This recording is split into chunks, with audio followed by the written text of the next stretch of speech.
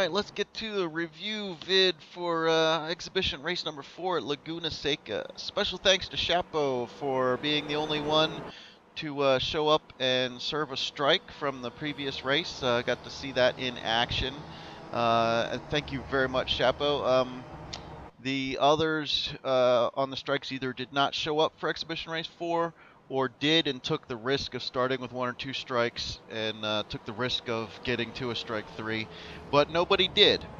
Our strike 3 holder from the previous week was unable to make the race, so there will still be a single holder of the strike 3 going into the official first season, and that's that. I want to say that I think the best move of the race was by our race winner, Mr. Pina, if I've got correct pronunciations right. He did a he allowed second place to take an early pass and then tuck behind and conserve fuel for the majority of the first stint. And when he decided it was time for him to come in and get the top the fuel off, clearly he had done all his math because he didn't require a full pit. He was able to stop it just under all the way to a full tank. So when he decided that, he went ahead and made his pass and hit the pits and was able to have one of the shortest pit stops and then lead the race for the entire second stint without any hassles. Just beautiful racecraft, intelligent, strategic racing. Very well done. Most impressed. All right, I'm gonna I'm gonna try to be more concise with my reviews this time, and I'm gonna do a little bit of production value to it. What I'll do is I'll have a little montage of the incidents that I'll cover and that I'll review, and then I'll go ahead and break them down one by one and try to be more concise than the last time because I was Mr. Long-winded. So let's do the montage.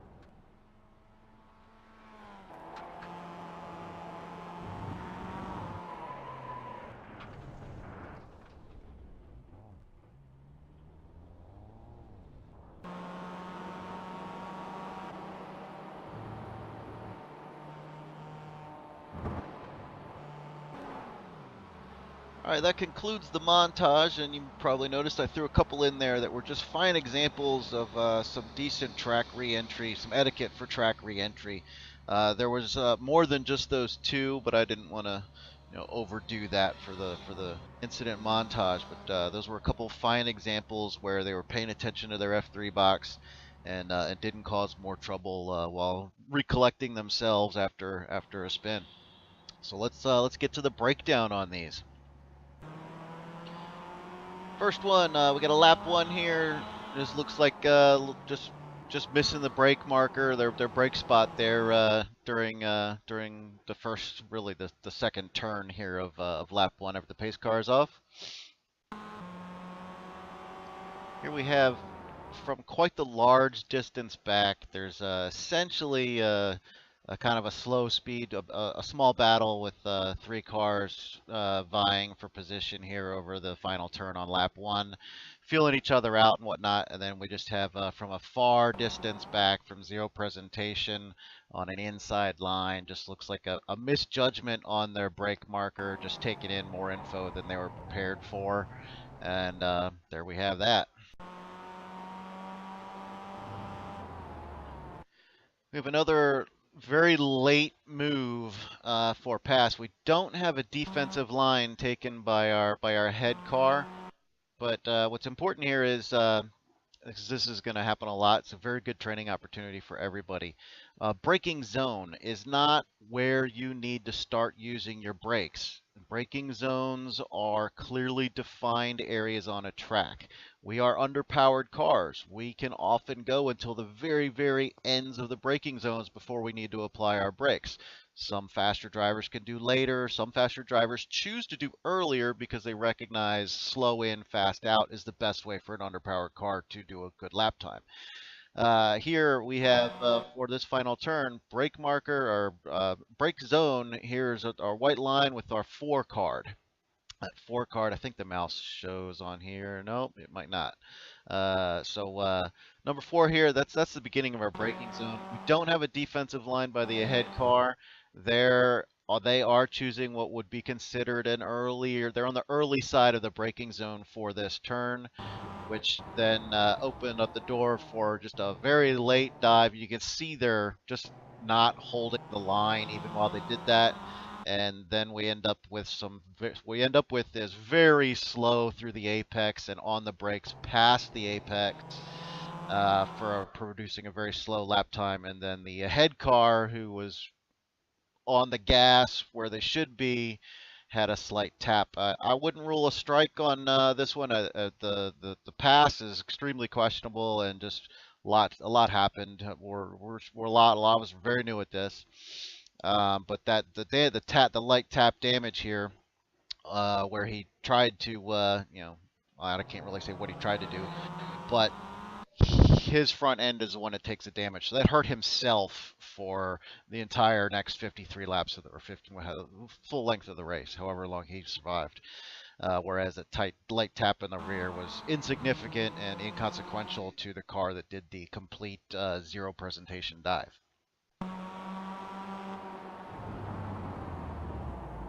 Same corner, there we have a light tap, but you will see we have a preparation where he's on the brakes, he's preparing to be ready because he doesn't know the car ahead's braking point. The car ahead, the ahead car has a decent, an understandable braking point, but even though he had prepared for it, he just runs a little bit too long on it.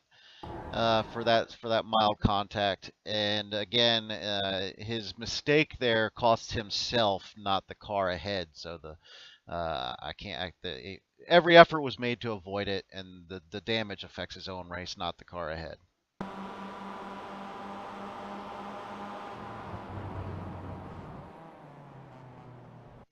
This one is most interesting because we have a car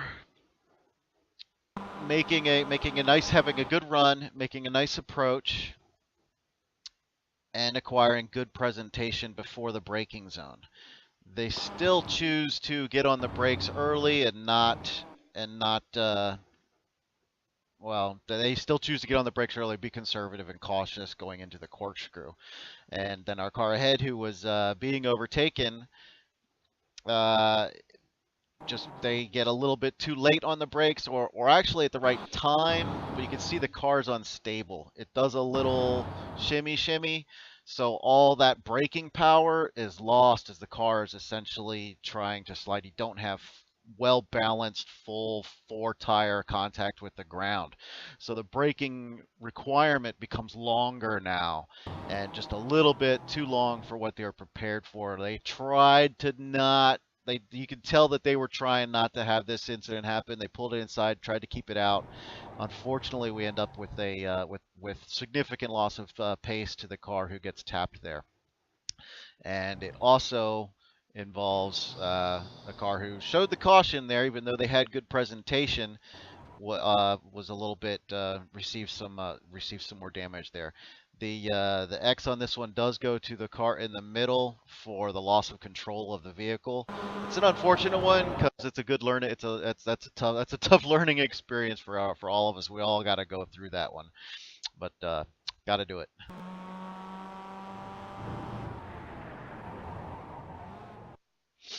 Um, This is unfortunate, just misjudgment for the right side of the car. This two tire drops into the dirt while on the brakes.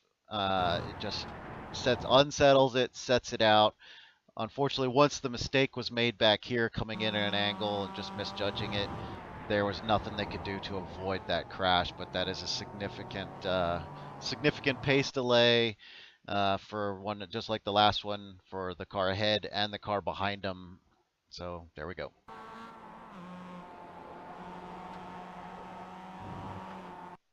What's most interesting here is you can see our pot lover. It gets a little bit squirrely through the apex, just a hair, and then just remains on the gas through the extent of it, which unfortunately puts them right into the corner of the car in front. Just a little bit of a lift through here. It's just a hot lap mistake. You're just doing the best, you're throwing it out the best you can, and slight unawareness for surroundings. So just a tiny bit of lift there, and you would have been able to have the inside, and you would have had great presentation going into the next turn. You just stayed just a hair too long into it. And unfortunately, full-on calamity happens as the car who gets tapped in a most awkward angle there in the corner set them loose. And again, had you lifted there, then you wouldn't have been collected into this, because they were, I mean, corner tap like that at high speeds, that's super hard to save. Had they managed to save it, you would have still been an X just for the significant loss of pace there for them. But unfortunately, it ended up collecting the both of you through your heavy pedal through the turn right into them.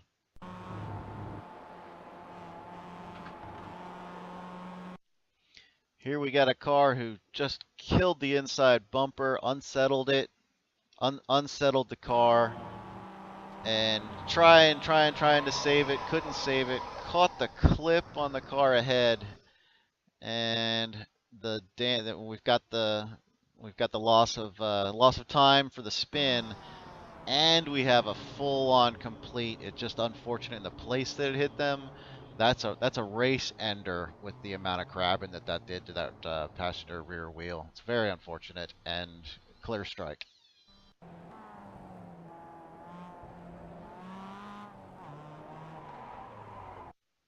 First off, my phone rang and I left it playing. I think, if memory serves, I got this back to the right one and I didn't miss anything. This being the next one. This was a what can I this one is me here in the orange, and this was just a what can I do moment. The car went full sideways, and then we were able to avoid collection of more there.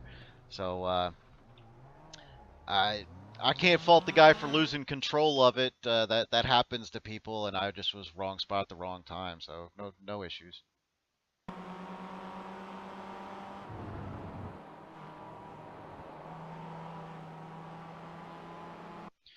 This one is a most interesting encounter. We do have a battle for position, and we are in the kink, and this is one of those braking zones that is not as as specific as I earlier discussed, simply because as the underpowered cars that we are, there's almost no braking zone here. There's just a tiniest little tap to set the front end in order to get into the turn. Otherwise, you're looking at a braking zone which is way back here with the number 4 card right there. We don't have good presentation at this point. We don't have 0. We have poor presentation. Then we have under the bridge, we acquire good strong presentation at the 3 card. So we're still long before the actual point where one might set the front end with the brakes. And we are within the track limits to the 2 card, and he's actually outside of them on the rubbers on the curbing there. And then right here, the reason why this, I guess actually I originally thought that it was because of the I thought the incident that caused me to see this was clipping the inside here, but that's not so much that the stewards would have given a call for it. It's that bouncing over it then caused that little side contact. But what's important here to note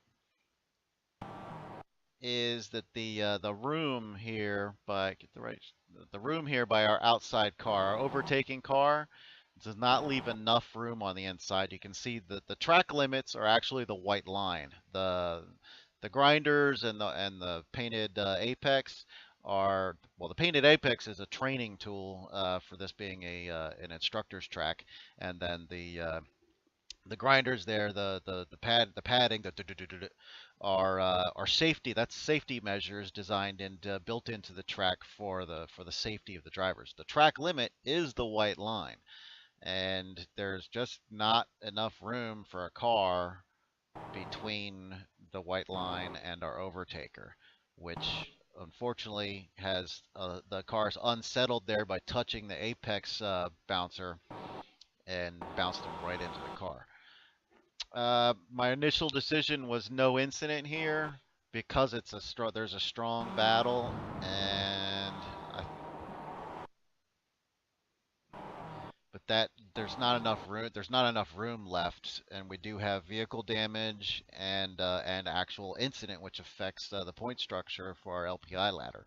So it's honestly, there's very little wrong with this overtake, except for just that not leaving enough room for the car that being overtaken.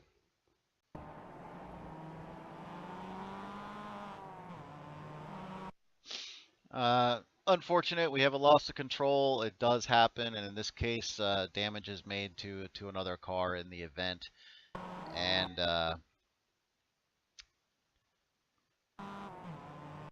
just you can see my brain's wearing out from doing this, and I'm dragging. How do I put this one clearly? Okay, so what's interesting of note here is essentially we have a 4-car battle. So there's a lot of heated emotions going into this final turn. Our leader of this 4-pack got a little squirrely, lost control of the vehicle, and collected the car behind him. I'm entitled to put this, or inclined to make this kind of the same one where I T-boned the car in front of me, albeit very lightly. Due to what can you do? Sometimes people lose control of the car and collections happened, and it's not like that's a strike for racing and losing the car. Just that's an accident, that's an incident that falls into the iRacing structure of a no fault incident scenario. The incidents, the X's are collected and assigned there because there was contact, but the contact evolved from what we call a racing incident, where just a slight loss of control and really was gathering it back up. But just unfortunate racing incident. So here, as we're getting further into the race, we have 4 cars on different parts of the race. Our back car here and our 3rd car here are in a battle for position.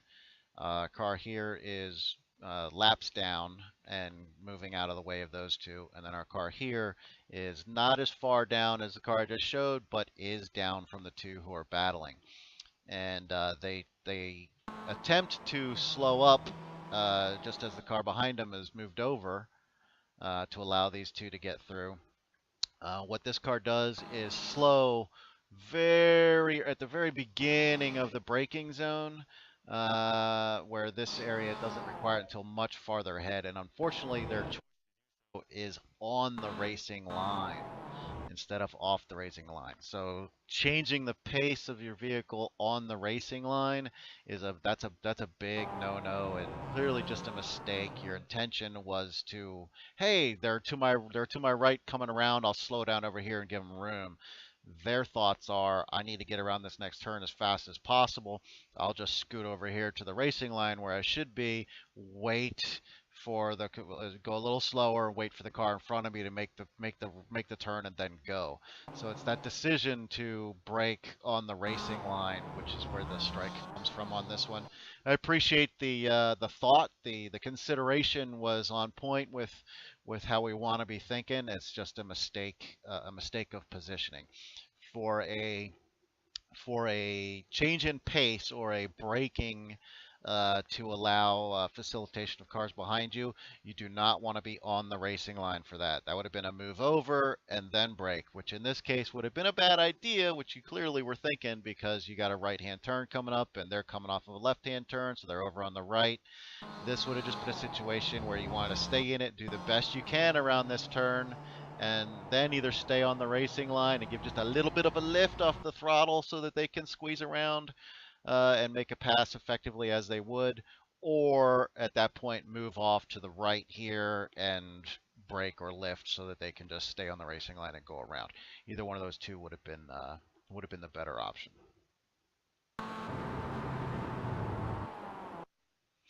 This one here is a whoop, this is a net code.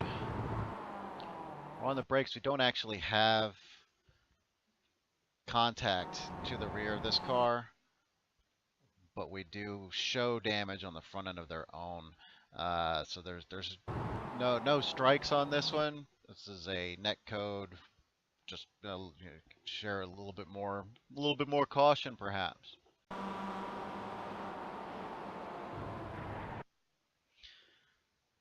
We have it's albeit some might consider this a late move, but it is far before the braking zone, with good presentation made plenty early enough.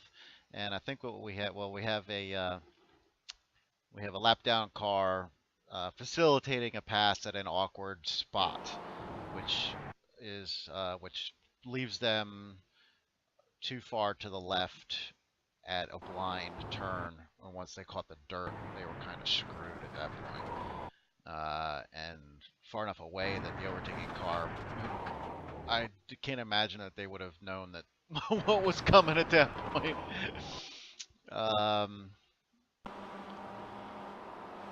So at the extent here, this is significant loss of pace and damage to another car due to loss of control of the vehicle. I chose this one just because you've got that loss of tire right there. This is lap 49. Lap 49 with a blown engine all the way to the almost to the very end of the race, and I just felt so bad. That's so disappointing, everybody. Man, you make it that far, don't drop a tire, make it to the end. Way to keep it off the track. I chose this one for a very specific reason. Got that little bit right there that called this incident into replay. And what's important to note is for everybody here, this is not a strike. This is just a learning experience. This is the cool down lap, and cool down laps. There's the rule that iRacing imposes for incidents after the checkered flag is any X's you get after you've crossed the checkered flag still count as long as there's still cars in the race. So until the final car crosses the checkered flag, any incidents you get for doing donuts in celebration, or slamming into the wall in celebration, or just cutting a corner because like whatever, I'm on my cooldown lap. Those can still be incorporated into your running total. So everybody needs to know, until the final car crosses the checkered flag, you're still susceptible to collecting incidents, which will affect your LPI rating in the league. So there we have it. In summary, we do have, let's see, we have 6 strike ones and 2 strike twos, all of which will be to no effect, as this is the end of the exhibition season and will be wiped by for the first race of our first official season. We still do have the 1 strike 3 that will stay in effect, as I've discussed from the other race. And that is that. Oh. I know I got a little long-winded there at the end, little brain rot while going through these. The one thing that stands out as being, the 2 things that stand out as being very important to identify in this summary is that the clearly identified braking zones. The braking zone is not where you need to start putting on your brakes. It's those clearly identified spots on the track. And then the second item to note is that those track limits aren't as far out as you can go before the virtual stewards assign the X's. It's always, again, the clearly identified markings on the track that identify the track limits. In which case we're looking here, it's the white lines. It's what you generally know and understand to be laws for the road. Yellow lines, white lines, whatnot. It's not just as far as you can go before the virtual stewards start marking you. All those other measures, the bumpers, the grinders, the painted, the green painted areas and surfaces, the extended pavement into grassy areas. Those are all safety measures incorporated for the safety of drivers, and they're represented well in iRacing. But those are not actually track limits. Those are just where the virtual stewards go, all right, you've gained my attention because you keep going over that section, you keep going outside the track limits on that section and using those safety measures in order to have a faster lap. And then, but the way iRacing does it is they just have a specific point where once you go past this, you get an X. In the real world, you keep hitting those things over and over again. You keep garnering the attention until they eventually throw a warning to your pit crew or chief and tell you to start chilling out and paying more respect to the track for the safety of yourself and others. So that's that. I'll end this one and get it up on YouTube. I know it took me a long time for this one. One, because it's really irrelevant with them all being wiped and none of our previous strike 1 and 2 holders coming out to this race because they know that they'll be wiped. So why risk getting a 3 and starting at the beginning, or work real life? Who knows? And I tried some other higher value production recording and editing, not recording, editing programs in order to try to do some, and that just turned out to be a big fail. So I went back to the just run the replay and use the pause recording option. So that's my only editing right now, is trying to put it together and move the cameras around and the replay around, and then just record the parts so that it naturally, the first recording is all chopped and clipped and everything into its proper place, which is very poor production value, and that's just what we have right now because a total failure trying to do a higher value production with some other softwares. So there's that. Practice smart, everybody. Stay up.